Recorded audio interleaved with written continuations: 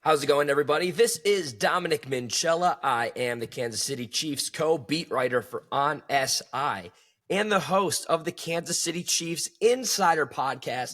Thank you guys so much for stopping in today as we are just a day away. Happy Sunday to you if you are watching this on its initial release day. It is Sunday, meaning that the Kansas City Chiefs do not play football today because they will once again be playing on Monday night, this time around against the Washington Commanders. Now, going into this game, I think that there's a lot of things leaning towards Kansas City, and that's very positive. Not only are they riding an impressive offensive streak, but they are also having a few wins finally piling up. They're also getting a kind of weakened Washington Commanders team without Jaden Daniels as well. So there are some rooms or areas that this Kansas City Chiefs team will be able to walk away with the victory. However, they can't do it alone, and they can't do it thinking that they're going to go in and just going to take the Commanders lightly because they have a 3-4 record.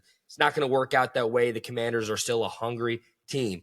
But for today's podcast episode, we are going to be talking about my expectations for the wide receiving room come Monday night. Now, this is a wide receiving room that I've seen a lot of talk. I've talked to a lot of people about it, saying that this is a deep wide receiving room for the Kansas City Chiefs. Patrick Mahomes last season was able to get the Kansas City Chiefs to the Super Bowl for the third straight season in a row with a lot of banged up wide receivers. You didn't have Rashee Rice as he went down in week 4 to an LCL injury. You didn't have Hollywood Brown throughout the the beginning portion of the season because of his injury, and you had to rely on a rookie in Xavier Worthy. Now, going into this game, Xavier Worthy is healthy somewhat because he's also dealing with some complications with his shoulder and ankle, just something to keep an eye on. Hollywood Brown has been a consistent veteran receiver for the Kansas City Chiefs this season, and this is going to mark the second game that wide receiver Rashee Rice is back in action after missing the first 6 weeks due to suspension handed by the NFL. But that all being said, I do think that there is going to be a lot of the mantra that they like to say, everybody's got to eat. It was super successful last week against the Las Vegas Raiders as Patrick Mahomes threw for nearly 300 passing yards to several different receiving options. I would say that I believe that there is going to be a lot of that again, whether that is getting Xavier Worthy in more action, which he hasn't seen as much in terms of receptions since Rashee Rice has come back and since he's been kind of dealing with an injury. I would say that I'm banking on Xavier Worthy to have a really, really good game. Now, his speed and the secondary for Washington is going to be a challenge, and it's going to be something that I think Xavier Worthy fits very, very well with his speed aspect, being able to weave in and out of receivers or defenders, rather. I think that Xavier Worthy is going to have a really good game. I would bank for him to be somewhat close to, I want to say 65 receiving yards. And I think that, and I say 65 because I don't think he's going to get a lot of receptions. I think most of the receptions and targets will once again go towards Rashee Rice. Last week, he had 7 receptions. In his return, he also had 2 touchdowns. Now, I guess you would say the momentum, the anticipation is going to kind of simmer down compared to how it was last week for Rashee Rice, since that was his return game, and a lot of things were going right for him. I would still say, though, Rashee Rice is by far the best wide receiver on this Kansas City Chiefs team. When healthy, last season he proved it. He was an immediate difference maker in adding extra pressure against the Las Vegas Raiders, even though the Kansas City Chiefs seemed like they would have been able to march to victory without having Rashee Rice out on the field, given how uncompetitive the Las Vegas Raiders looked in week 7. But I do think that Rashee Rice, him being on this team, on this field, pairing up with a speedster like Xavier Worthy, I think that a lot of things are going to lean towards Rashee Rice this game as well. I would say that those two are going to be the leaders in targets and receptions. I would say that I am predicting Rashee Rice to get close to 80 or 90 receiving yards this time around, in close to 9 to 11 receptions. That is my hope. I can't say that there is any intel that directs me otherwise.